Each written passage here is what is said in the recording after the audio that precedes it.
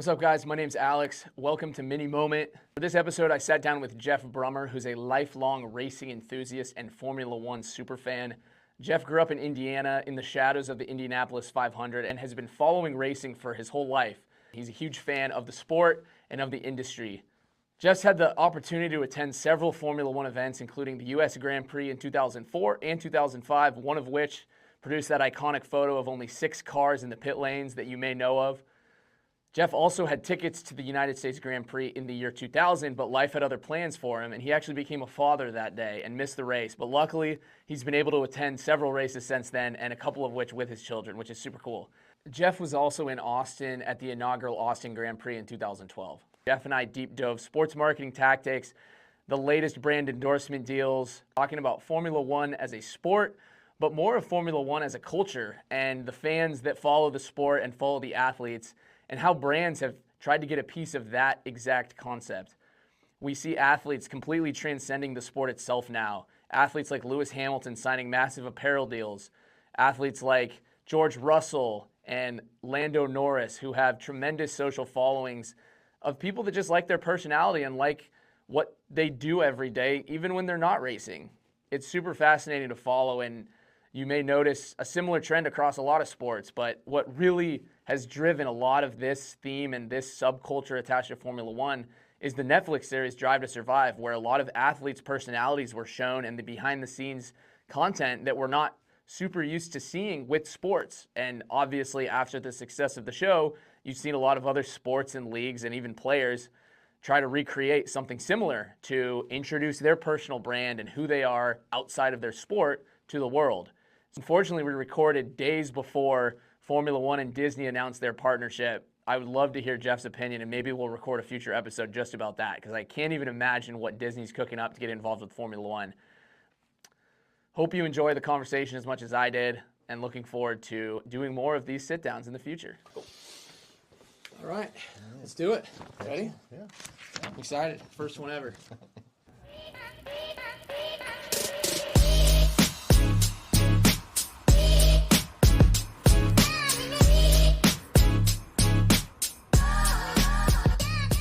Hey everyone, I'm Alex. Welcome to our first ever Mini Moment episode. I'm sitting down here with Jeff in our Portland studio, and today we're going to talk all about Formula One and the subculture that's taken off around the sport. So first up, Jeff, thanks for being here. Really excited to sit down and chat. Formula One has always been about speed and precision. How has that culture extended beyond the track and into fashion? Well, I think as far as Formula One drivers have gone, especially due to the Netflix effect with Drive to Survive and the Formula One show, drivers themselves have become celebrities that have kind of overshadowed the sport itself. A lot of the social media channels and the followers that come with that have overshadowed the capacity of the actual sport. People know those individuals by their personality and less by the fact of what they do for a living, which is drive a Formula One car. They've become fashion icons. It's really tremendous to see the transition here over the last couple of years. Yeah, I feel like I definitely see more individual racer content than team sport racing content now, and maybe that's just how my feed is curated, but I feel like the trend we're talking about, that is happening to many people, and they're finding their way to Formula One through different paths that maybe no one set out to find, but it all kind of leads to the same place. Absolutely. It's really interesting. Absolutely. On that topic, we're seeing that drivers are becoming bigger than just athletes. What do you think makes a Formula One driver such a global icon in today's sport and in today's culture? Certainly from a standpoint of, I guess it's cult of personality. So I think especially of like Lewis Hamilton, who's at the Met Gala in New York City, right? Like he's on the runway. He's there just as any other celebrity. People, again, may not know what he does for a living, but certainly from a style standpoint and a fashion standpoint, he is the standout, right? And certainly there are now legions of other drivers that are following suit based on kind of his trailblazing, right? Yeah. He was definitely a pioneer in that kind of larger than the sport space, like one of the first names that I feel like rose above Formula One, and like we said, people know him for way more than just the sport. So, we've talked a little bit about the show, but to kind of deep dive that topic for a second, how do you think Drive to Survive, the Netflix series, has changed the way that fans engage with Formula One and its drivers? Well, I think Drive to Survive as an inception or just like a format of a show focused much more on the heads, the faces, the personalities than it did about the cars and about the racing and whatever. It was all about the personality and those clashes and that drama that really started to rise those individual personalities to the top. And then when they go out and push out on social media their own broadcasts, people just flock to that energy, that again, cult of personality. Right? Yeah, so true. Do you think social media has made Formula drivers more influential in shaping culture beyond the sport itself? I think it goes hand in hand, certainly from a standpoint of drivers are always obligated by contract and so on and so forth to show up for their promoters, their sponsors, and so on and so forth. But there is a whole catalyst there that's just the paparazzi, the fanfare of it, and that following that social media gives you in regards to that, to just kind of elevate that to new heights. Yeah. Yep. On the same topic of social, what role do you think platforms like Instagram and TikTok play in turning drivers into fashion influencers or even just influencers in general? Again, I think it's the fact that it was generated by the Netflix effect. People learned the names and learned the personality, and then it's now become kind of an outgrowth of its own, right?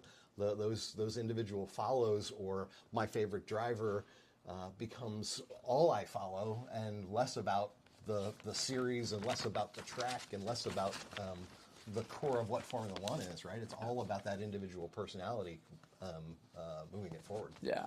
I think it's fun how, I found myself doing it, and I know other people do, is like you gravitate towards one or two drivers in the series, and like all of a sudden you become a fan of them as people, and then also therefore their team sometimes, or maybe sometimes it's you don't really like the team, but you like the driver, so you kind of deal with it. I think it could go either way.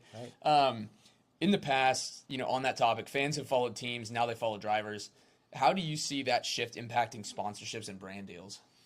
I think it's exponential, right? As soon as you become that cult following, sponsors flock to you, right? Like, so from a standpoint of like, hey, this is the A-lister, this is the personality everybody wants to see, and therefore, if I want my product or my advertising dollars to be lifted up with that, I follow that particular driver, that particular personality, because I want to be part of that. It's the classic influencer paradigm, right? Yep. What do you think draws fans to a driver's personal style, and how does that influence their interest in the brands that they wear? Certainly it's crafted just like anything else. If we think about things like Fernando Alonso versus Lewis Hamilton, where one is very high fashion and very avant-garde, one is maybe a little bit more classic and high style. I don't want to say high style, classic style, right? So from that standpoint, they do kind of create their own little superhero silos, if you will, in regards to, hey, each one of them has a unique personality. And that to me is also what's so exciting about it, is in the fact that like, hey, each of those drivers you follow almost have their own little avatar, right? It's in the way they dress. It's what they wear. It's who they're collaborating with, that are all centered around building their brand as personalities. Sure. Yeah. From Lewis to, Lewis and Lululemon, one of the more recent ones, Max Verstappen, has been seen in Red Bull streetwear, of course. Why do you think brands are investing in individual drivers rather than just the traditional model, which was to sponsor the whole team? I think it's driven by media impressions, right? Because again, if we kind of weigh the impressions from the series versus the impressions from the personalities, they're now outpacing what the actual series is in regards to number of followers and number of people that are just paying attention to those individuals. So they're just kind of riding that trend, right? Yep, totally. Do you think brands now see athletes as the main gateway to engaging with fans rather than traditional advertising? It's a little bit hard to tell. Certainly from a standpoint of, I think we'll have a leveling out in regards to like, hey, we'll reach that kind of pinnacle or that bell curve, where that will start to have a diminishing return as it kind of floods the market and overshadows it. But I think that trend has still got some growth to go. Yeah, we haven't reached the top of that bell curve yet. Correct. I agree. How do sportswear brands use an athlete's personal brand to market to younger audiences? I think actually the whole social media influence and that whole social media impression that those individual drivers broadcast out have everything to do with the fact that that demographic is moving ever younger, right? Because that's where the audiences live, is in that social media space. So from that standpoint, I think it's super important, and it's also from a standpoint of how that demographic is continuing to have more followers and more numbers and so on and so forth in regards to that is because of that upshift. If we went back 10 years ago, there wouldn't be near the following and or the younger demographic flocking to F1 as they have in the last 5 years, largely due to social media influence. Yep, I agree. What makes Formula One drivers uniquely valuable to sportswear brands compared to, say, athletes in other sports, maybe more traditional ball sports, if you will? Formula One has always been kind of the pinnacle, the top of the heap in regards to the high pinnacle lifestyle. Right? It's aspirational. Everybody loves Monaco. Everybody loves the fanfare and the champagne and the yachts and the boats and whatever else, and they all aspire to just peek into that window for a moment, right? Because it is such a different world to the average Formula One fan, right?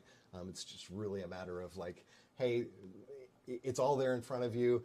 The scenery is beautiful. The tracks are beautiful, so on and so forth. So I think it's that just whole aspirational aspect that is the driver versus, hey, an arena sport or a stadium sport or what have you, where it's maybe not as glamorous or glamorified.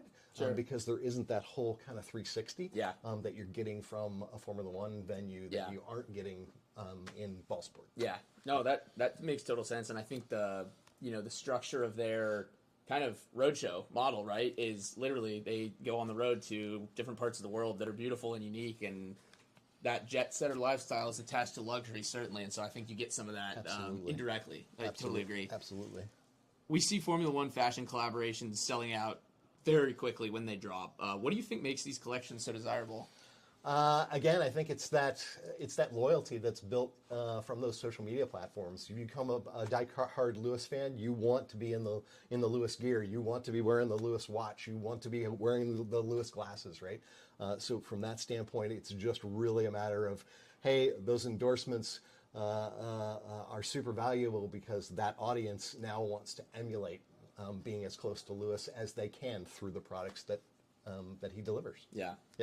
And I would imagine, to kind of flip it from the athlete perspective, I'm sure the athletes and their agents have those conversations about what sponsorships are on brand for their profile in that moment, right? Absolutely. Can they say no? Yes, to a lot, I would guess. Yes, I'm sure that's very tailored. It's to our earlier comments, just in regards to the fact that like each of those personalities have something that aligns to their quote unquote brand and their personality, right? So certain things that you're going to see a Lewis Hamilton endorse or wear or whatever else are not going to be what a Fernando Alonso is going to wear, because he's just a different character. He's just a different personality, and those extensions come from that and those alignments with sponsorship. Yep.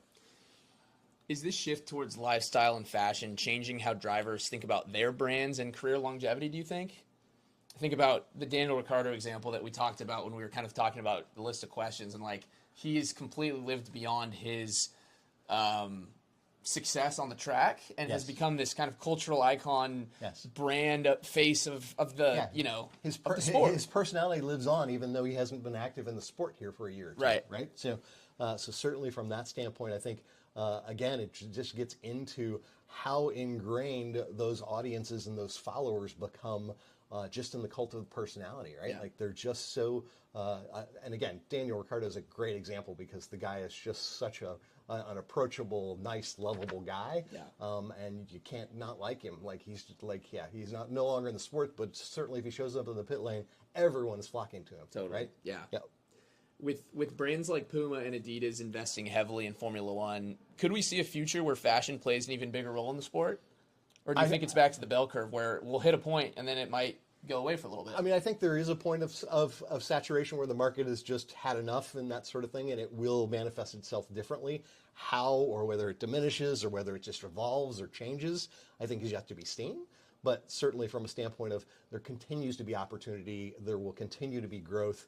We're already filling a Formula One calendar with almost like an 11-month season now, right? Like so, I think from a standpoint of yes, we can't really fill a calendar more than we will. So there will be some sort of ceiling that will be created, but I think there's still room to grow. Yeah. And finally, do you think the connection between racing and fashion will keep growing, or is this just a trend? I think that it will continue to grow, but it will change as it grows. Awesome. Thank you so much, Jeff. This has been a great conversation. Awesome. Thank you.